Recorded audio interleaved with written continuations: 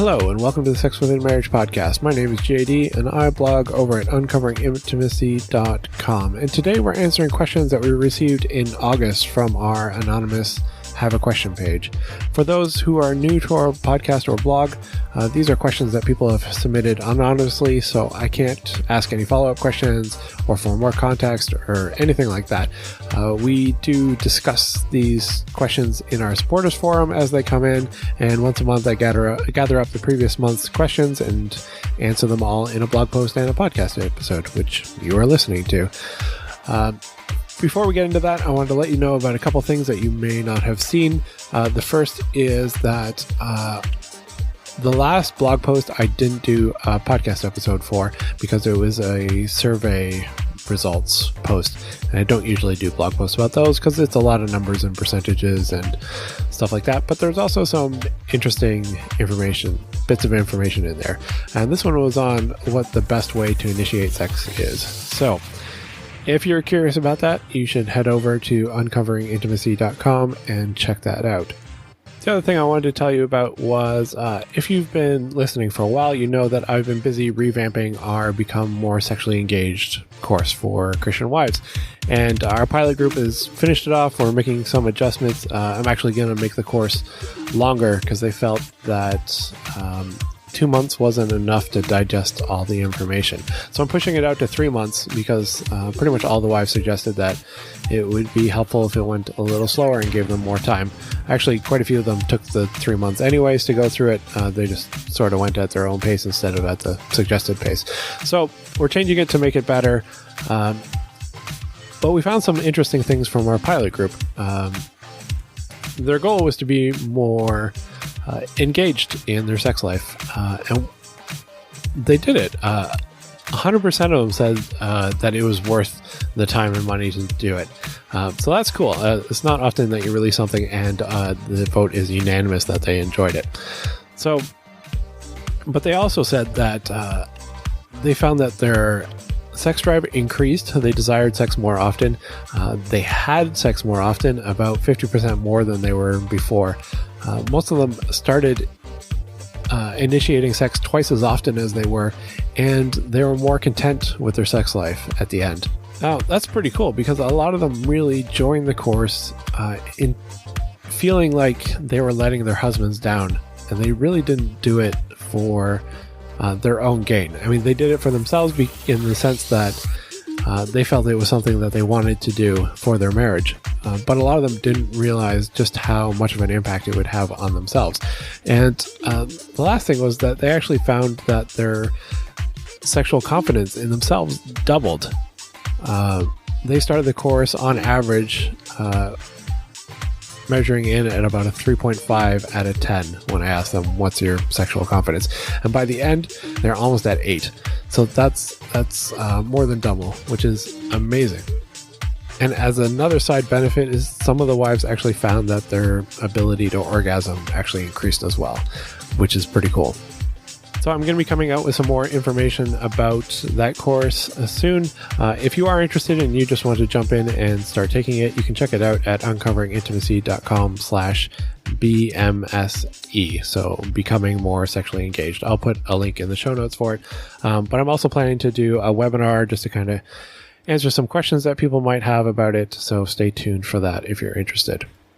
And if you aren't already on our mailing list, you might want to get at it. On it if you're curious about this, you want to know about what's coming up. And I'll make sure to put a link to that in the show notes as well. So with that out of the way, let's get on to the question. So the first question, it starts with, my wife and I love your podcast. Thank you. I say, thanks for informing/educating us and that I have spontaneous drive and she has a responsive drive. My situation is that my wife has been engaging in negative self-talk when we have weeknight sex because 1, she can't warm up as fast as me. 2, she gets anxious/frustrated and can't be in the moment because of the time constraints. And 3, she's thinking about work in the morning. And 4, she feels that she's broken because we sometimes need to use lube, which sometimes makes her itch. And she isn't as wet as she expects herself to be. I've read books and listened to your podcast for several months, and I've encouraged her that nothing is wrong with her, that it'll take some time for her body to catch up. Not hours either, but even as little as 5 to 15 minutes. And thirdly, there's absolutely nothing wrong with using lube. Do you have any suggestions on what I, as her husband, can do? How common is our/her concerns and thoughts? I encourage, I love, I don't rush. I even made the call for us not to engage in sex since she was clearly frustrated and anxious. All right, so I'd say what you can do is have her listen to this podcast episode or read the show notes on it. And let me be explicitly clear, there is nothing wrong with using lube. Sometimes people just need to hear it from someone other than your spouse. Now, that said, the part about the lube making her itch is mildly concerning. That shouldn't happen. So maybe try a different lube.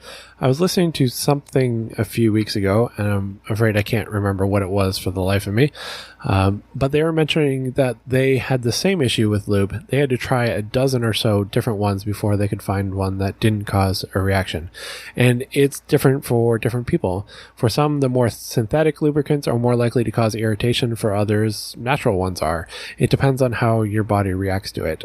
Synthetic lubricants you can find in the store or on Amazon. Natural ones, people tend to just use things like coconut oil or sweet almond oil and things like that. We tend to use sweet almond oil ourselves because it's what my friend Dennis over at Melt suggests for massages, and frankly it's a lot easier to transition from a massage to sex if you use the same oil and lubricant. Plus it smells good and it doesn't have a strong taste and it glides very nicely for all the things. Now, if you're using condoms, I can't guarantee what effect coconut oil or almond oil will have on them. I get conflicting reports on whether or not they break them down, so be aware of that. And yeah, so secondly, yes, it's perfectly normal to take time for your body to catch up if you're not being kind of pre-warmed up. 5 to 15 minutes is actually considered pretty quick. However, because of what we see in media, women tend to think that you should just be ready to go at the drop of a hat. That's generally not the case. As you said, you too have learned about responsive desire, and if you have responsive desire, then, well, it takes time to respond. It's not usually as simple as flipping a switch, but rather more like getting a big wheel turning. It takes a bit to build up momentum. So yes, that's perfectly normal. There's nothing wrong with you, except maybe that you need to find some lube that doesn't cause irritation. Other than that, what you can try is giving yourself a bit more time for weeknight sex, if possible. Maybe try giving her a massage to get her body started and relaxed. If you don't know how, I'd check out my friend at Melt. I highly recommend his course for couples massages. Another thing you can try is talking dirty. Many of my readers say that that is a game changer and helps them switch over into kind of sexy mode quicker. Because if you can arouse your wife's mind, there's a pretty good chance her body will follow. And if you don't know where to start with that, I have a resource to get you started there as well. You can check it out in the show notes. Question 2 is simply, can you have sex and perform midnight prayer? And I had to look this one up. I had never heard of midnight prayer before. It turns out that some people teach that prayers at midnight are more powerful than at other times. Personally, I think that's nonsense. We as Christians believe that God exists outside of space-time, as he created both. So how can prayers be more effective at one time over another? Even with Sabbath, which is the only marked off time that we're supposed to keep holy throughout eternity, God was clear that that day is for us, not for him. We're to keep it by resting on it as a memorial to him as creator. But it's not that our prayers or ceremonies or church services on Saturday have any more meaning or weight to them, but that we keep Sabbath as he commanded, simply because he told us to. And Christianity is a religion based on a relationship with God, not on rituals and spells that get more or less powerful depending on the positioning of celestial bodies. I think the idea that they do is just paganism creeping into Christianity, as it often does. So, can you have sex and perform midnight prayers? Sure, why not? Go for it. I got this question once actually about fasting during Lent as well, which was largely the same answer, but I'll link to that in the show notes for anyone who's interested. All right. Next question is it okay to say prayers asking God that for whoever God may pick as my future wife, that she will enjoy anal sex, or at least not be opposed to it? I have a very strong fetish for it, and marrying someone only to find out after the fact that it's a no-go would be crushing. I'm talking purely straight, heterosexual, man and woman in marriage anal sex. I get that it would obviously need to be in balance with life-giving PIV sex, but it would be a nice treat now and then. I had a history with porn a lifetime ago, half my lifetime being with me being in my 20s, which may have influenced this, but one can argue that porn didn't create the desire/fetish, but the desire/fetish informed my porn tastes. Note that I am free from porn since this half a lifetime ago, over a decade, as it's not a present issue, praise God. I don't know what else to say. Perhaps just give me some thoughts on the first part and the second part. Okay, so here's the problem. You say you've been free from porn for over a decade, yet it's clearly still having a massive impact on you. So much so that you want to prioritize a specific sexual act and ask God to make sure he meets that desire. And let me be clear, I don't think there's anything wrong with anal sex. If you have an argument with that, I'll link to a post about it that you can argue your heart's content about. But when you're asking God to find you a wife based on a single act, I think you're missing out on the point. Sex should be about relationship, not about specific activities. And it's quite possible that God will grant you what you want, a wife who loves anal sex. But you may miss out on a wife who is generous and kind and a good mother and a follower of God because you decided that anal sex was a deal breaker. Instead, why not ask that God will change you to love whoever he brings you? Then let God decide what's important for the marriage. That way you can be happy with whatever he sends your way. And maybe you will get someone who is interested in meeting your desires. Personally, I think that's a better way to go. And question 4 has to deal with jealousy. They ask, how do I deal with the retroactive jealousy and broken trust? After several years of marriage, I learned that my wife had 3 previous sexual partners before we married. Not only did she let me believe a lie that I was her first for many years, she lied and misled me several times over 3 months because she ultimately came clean, as far as I know. She had unprotected sex and also became pregnant by one of them. She had a miscarriage. As the young people say, I was shook. My insecurities have exploded and my trust has been shaken. Help. All right, so if you can't forgive and move on, then I'd say get a therapist that specializes in these things. That's frankly what they're there for, to help people who have been broken by something, who can't move forward, who are stuck because something is holding them back and they just can't move past it. My specialty as a marriage coach is helping people who are ready, willing, and able to move forward by helping them build a plan, hold them accountable to that plan, and helping them gain the skills and knowledge they need to meet their goals by sharing my experience, perspective, and resources. So, I'd find a Christian therapist or a counselor. I often recommend Dr. Jessica McLeese, who I'll link to in the show notes, and I haven't heard any complaints about her yet. The only time I ever hear anything less than positive was one couple who weren't actually in need of a therapist. What they actually needed was a coach. So those situations are a bit like trying to go to a doctor to lose weight. Yes, they'll tell you that you need to exercise more, eat less, burn more calories than you take in, but it's not really their specialty to help you build a meal plan, an exercise regime, and hold you accountable to it. They'd refer you to a coach. Or they'd offer to staple your stomach because that's what they know how to do. So now, sometimes I do get people who have spent months or even years in counseling or therapy with little to no results, but then they start coaching and they're off to the races making progress in weeks. The point is, it's important to use the right tool for the right job. And in this case, I think the right tool is probably a therapist. Question 5 sort of follows a similar vein. It says, I've been married for 20 years. My wife never swallowed before she met me, but now she does it regularly. She had an affair with a coworker, basically a stranger. They never got together outside of work, and she gave him oral in the bathroom a few times and swallowed. She didn't understand why I thought that was something reserved for us. not just something you do to anyone, especially a stranger. What are your thoughts? It seems like she had done everything with him that I thought was special for us. Now I no longer am her first kiss, and I'm not the only one she swallows with.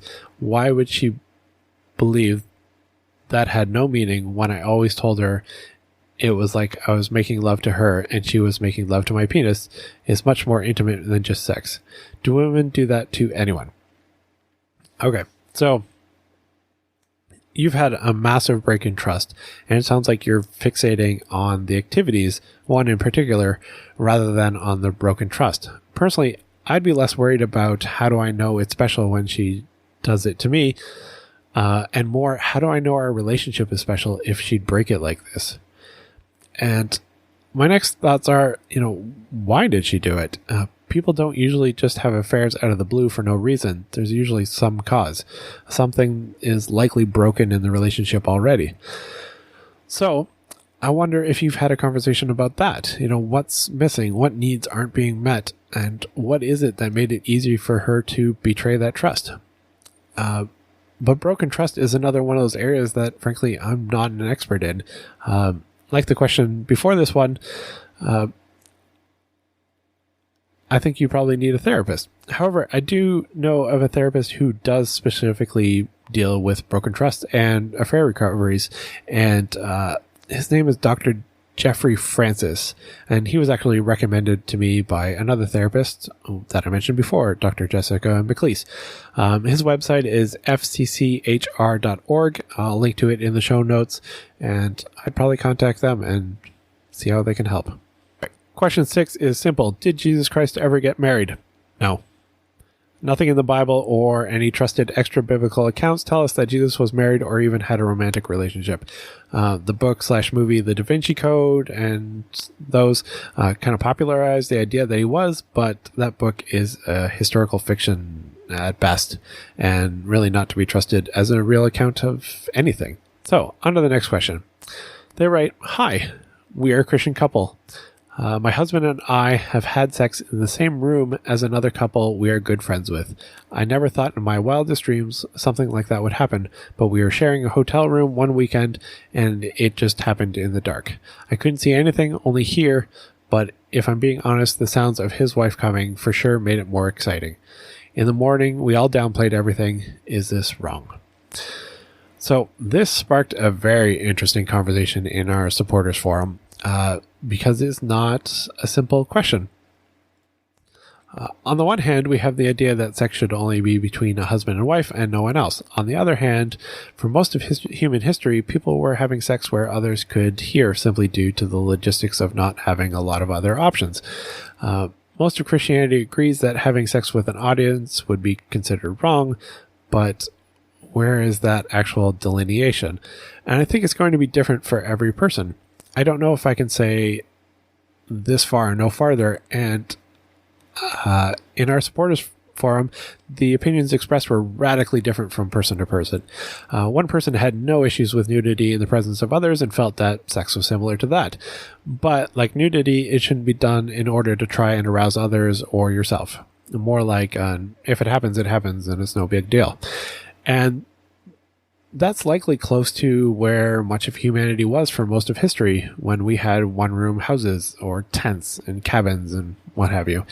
You probably couldn't avoid hearing others have sex or maybe even seeing it. For another in the group, it was simply the idea of sharing a hotel room with another couple was inconceivable. That was way too far already.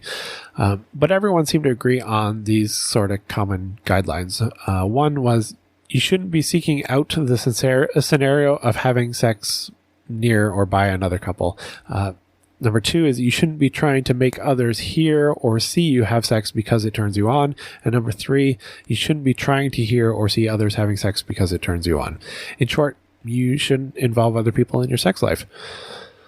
So then what do you do in a situation where you just happen to hear others having sex? Because even if you never share a room, it can happen. You might visit someone else's house overnight and hear them, or have visitors and hear them. Or you might be in a hotel room that has thin walls, or that sound transfers easily, or neighbors that are especially loud with their windows open. I actually heard once of a house. There were two houses built right next to each other, like a walkway in between them. But the houses were actually mirror images of each other.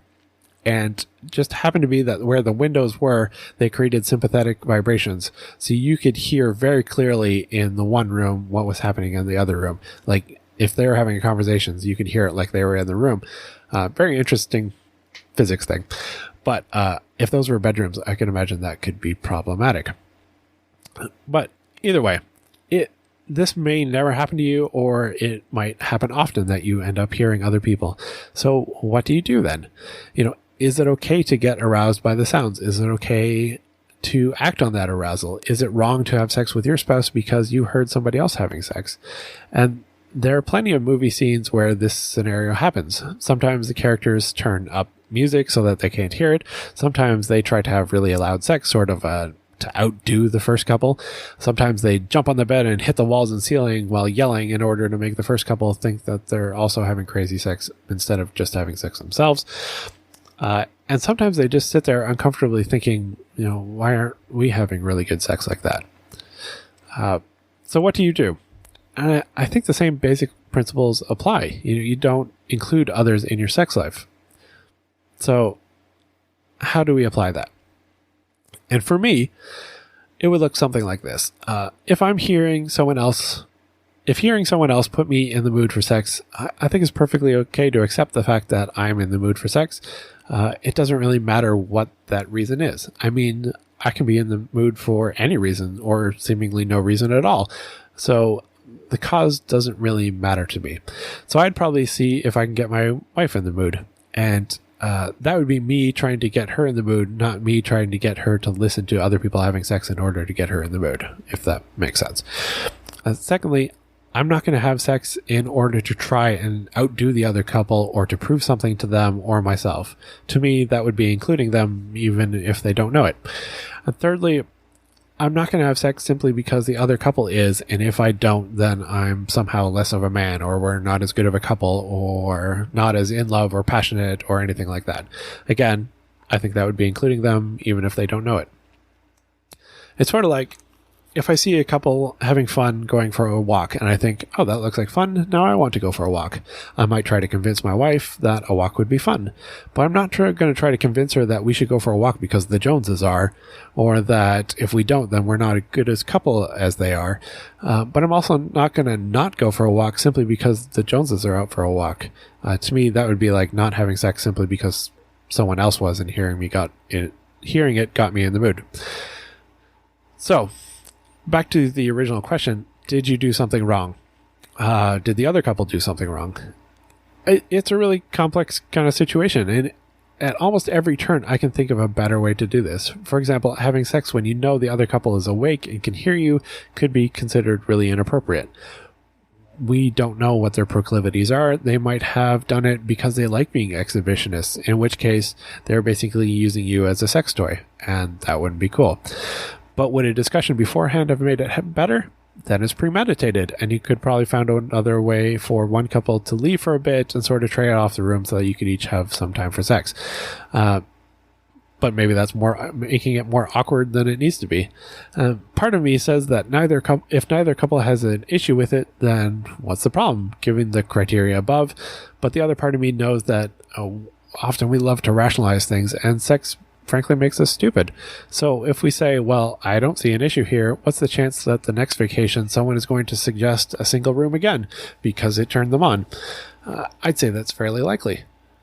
And then you are intentionally including the other couple in your sex life. So what do we do with this? It's frankly a bit of a maze of a situation full of moral pitfalls. So what would I do? Probably recognize that it didn't happen intentionally, but that it probably wasn't ideal. That I probably wouldn't think I'd done anything wrong, but if I vacationed with that couple again, I'd probably insist on separate rooms, simply because I'd be uncomfortable with putting myself in such a morally ambiguous position, particularly with what a second occurrence might mean. And that's my thoughts on it. And I understand everyone's going to be kind of all over the place, and so you're going to have to decide for yourself, but that's kind of how my brain works. All right. Next question. This husband writes, I hate that I even have to write this, and that I am kicking myself for even thinking of leaving my marriage over this, but I have to ask. My wife and I have been married for nearly 5 years, and our sex life is pretty good. I, of course, would like to have it more and use more positions. In the last 2 years, my wife has developed a condition called lichen sclerosis. That's a hard word to say, which basically is a nasty rash on her privates. It makes having sex painful even with excessive lube.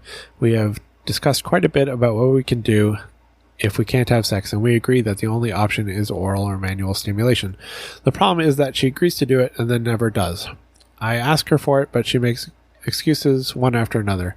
Before her getting this condition, she would occasionally provide oral, but never to completion, no swallowing or allowing me to ejaculate in her mouth or near her face. She has tasted me and says the taste is actually pretty good, but hates the consistency.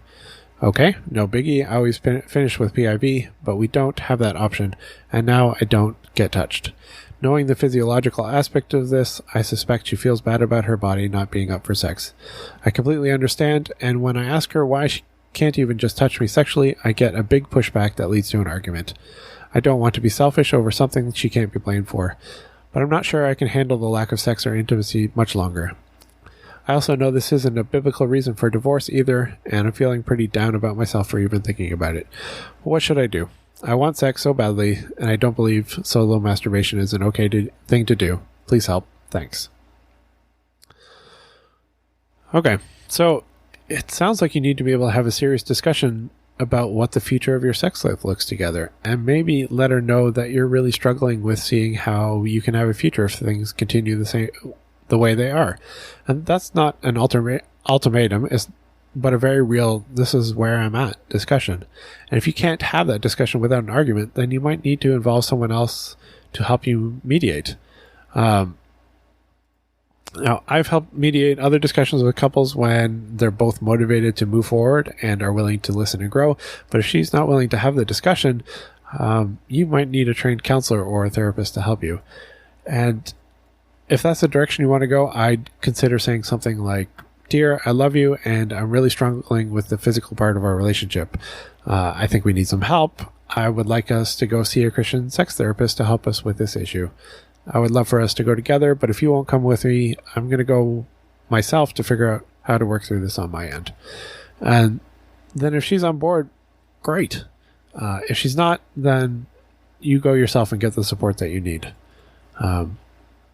Again, Dr. Jessica McLeese is a certified Christian sex therapist that you might want to check out if you don't know where to start. All right. Question 9 is another short one. It's simply, should anything go in the bedroom?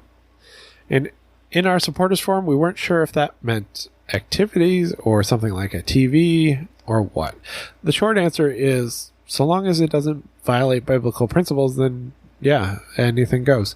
I know I've answered questions like this before, but I couldn't find it quickly, so here's a quick rundown on the general rules as I see them. One is don't involve other people. That would include porn, erotica, intentionally listening to other people have sex, things like that. Number 2, make sex about the relationship, not about the activities themselves. We kind of handled that one above with the question about wanting a wife who wants anal sex. Number 3 is humiliation, degradation, and harm seems inconsistent with Christian living. I should just one caveat here, though. Pain doesn't necessarily equal harm, but that's a tricky subject that requires a whole lot more unpacking to discuss. But that's, yeah, those are the basic rules as I see them. If I miss something, let me know. All right, question 10 starts with, Hello, Jay. My husband and I have been married for 3 years, and sex has always been a little bit of a struggle. One thing that tends to be a reoccurring problem is his attempt to stimulate my vagina with his fingers. I have trouble getting wet enough for penetration without manual stimulation. Almost every time he tries, he ends up hurting me or not stimulating the right parts. I've had conversations about this with him, even showing him where to place his fingers, but this is met with either frustration, resulting in an abrupt shutdown, or him bringing out our vibrator because he can't be bothered with trying anymore. How do I bring this up without him completely shutting down on me? Is there a possibility he just keeps forgetting where everything is and it will improve with time? The vibrator is an excellent tool, but I'd rather prefer my husband's touch on most occasions. Thank you for your help. Okay, so first off, I'd highly recommend getting some lube. You mentioned not getting wet enough for penetration without manual stimulation, but if you aren't wet enough for penetration, you might also not be wet enough for manual stimulation either. That might solve some of the issue. Personally, we've been using sweet almond oil lately. That's, as I mentioned before, and it's fantastic for both full body massages and sex. But again, don't know how well it mixes with condoms, so be aware of that. So with the manual sex, there are a lot of things that kind of get in the way. Number one is that feedback isn't instantaneous. You don't know what your spouse is feeling immediately, so adjustments are slow. When it's yourself, you know exactly what feels good and when, and how you can make adjustments immediately. Number two is feedback isn't perfectly communicated. So even if you're communicating extremely well, which most people don't, it's still not perfect. He doesn't know exactly how it feels, and he's going on instructions that can be a little difficult to follow sometimes, especially in the heat of the moment. Number three is female anatomy is far more complex than male anatomy. With men, there's generally three things you need to worry about. Movement only along one axis, up and down, speed, and pressure. And yes, you can do a whole bunch of more other things, but like that works for most men. For women, the landscape is a lot more complicated, which is awesome, but it's also more difficult to navigate. So when you're used to something relatively simple like a penis, which he grew up with, a vulva can be a little difficult to master. It's a bit like going from an automatic transmission car to a Boeing 747 without autopilot. Number four is women's reactions tend to vary. For men, what worked on one day is likely to work on the next day and on every subsequent day. Tends to, not always. This is a generality. But for women, again, in general, that's generally not the case. Many women are even frustrated themselves by the fact that their body won't respond to the same from day to day. And their husbands can be equally frustrated by that as well.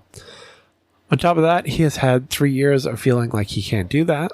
So the entire effort likely has a lot of pressure attached to it, along with the belief that he can't do it right.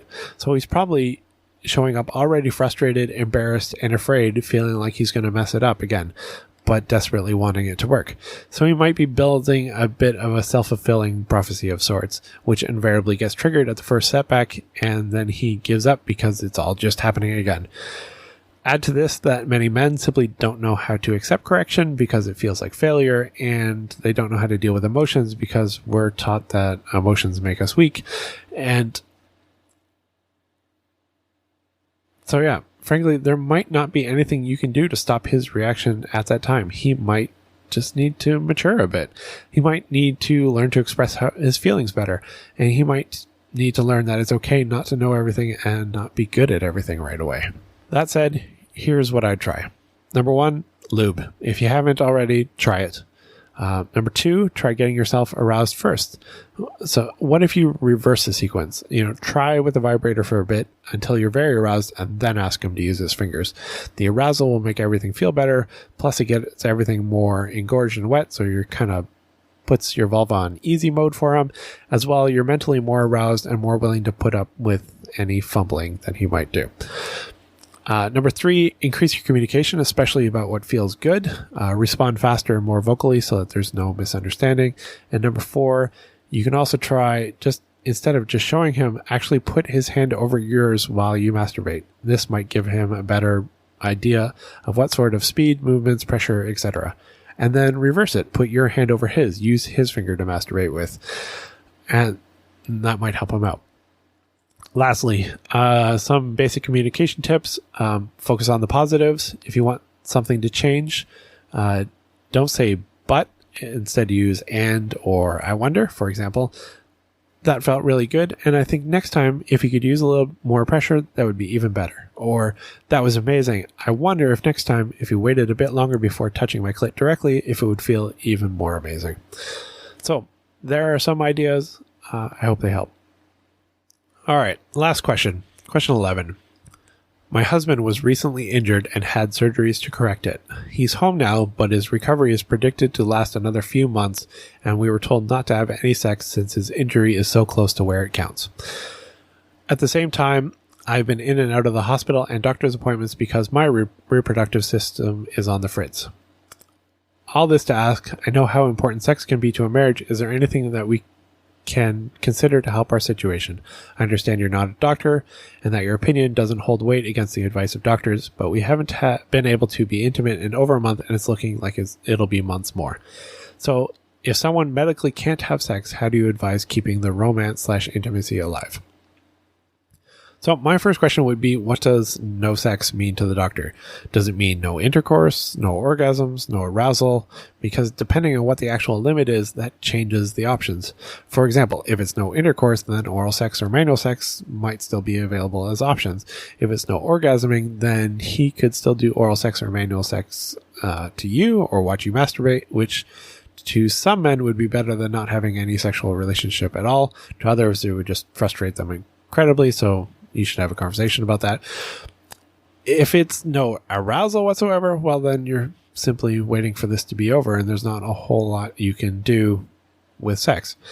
In that case, there are still things that you can do to keep romance and intimacy alive. Sex is only one subtype of intimacy. There are others. For example, emotional intimacy. Now might be a good time to learn how to share your emotions better. For example, sharing that you're frustrated by not being able to have sex. That shares with your spouse that you miss them and that you desire them. Sharing that you're scared that this hiatus might damage your relationship is actually a good way to help ward off that damage. Spiritual intimacy is, this is a great time to start reading your Bible and praying together if you aren't already, sharing what you find, having discussions about your faith, your beliefs, your journey with God. Ask for forgiveness for things you've done wrong. Ask each other to hold you accountable for what you think is right. These are all ways that you can build spiritual intimacy. Intellectual intimacy is another one. Read a book together, take a course together, learn, grow, and then share that together. Experiential intimacy is simply doing life together, be it going for a hike or watching TV, cooking together. Just do life together. Sometimes people downplay the kind of roommates part of marriage, but to be honest, that's the majority of marriage, and that's where a lot of intimacy, there's a lot of intimacy to be had in those times. And then lastly, physical intimacy. Just because you can't have sex doesn't mean you can't have physical intimacy. Likely you were intimate before you ever had sex. You held hands, you kissed, you touched, you cuddled. And just because you've had sex doesn't mean you can't still enjoy those things or enjoy them again. Plus, you can give each other full body massages and take showers together. And there's lots of things that you can do. They don't always have to lead to sex. So the point is, sex isn't the only type of intimacy. And don't get me wrong, I think it's important. And if there's a way for you to manage some sort of sexual intimacy, I'd take it. But even without the sex, you can still be intimate. Practice those ways, and then when the sex is back on the table, don't forget them. Keep them up as well as sex. And then you might actually find that this season makes your marriage more intimate and makes your sex life even better when it comes back as well. So that's all the questions for today. If you have a question of your own, you can email me at j@uncoveringintimacy.com, or if you prefer to remain anonymous, you can submit a question to our Have a Question page. Links are in the show notes. And you can wait for a response in next month's roundup. Or what some people have done is ask a question and then join the support forum to see the discussion. I know a couple of people who've done that. And they stuck around because they liked it. Lastly, just a special thanks to all our supporters who help with answering these questions, giving their perspectives, experiences, and thoughts, and for supporting this ministry, which helps keep us going. You're all awesome. I enjoy interacting with all of you in the forum, and it's just a cool community. I'm pretty happy about it. That's it for now. It's almost October already, so I guess I got to start on September's questions and hopefully get them out sooner. So stay tuned about more information about our course if you're interested. We'll probably do a webinar about that in the coming weeks, and be sure that you subscribe to our mailing list if you don't want to miss anything. Lastly, you can check us out on Facebook, Instagram, Twitter. All the links are in the show notes as well. That's it for now. See ya.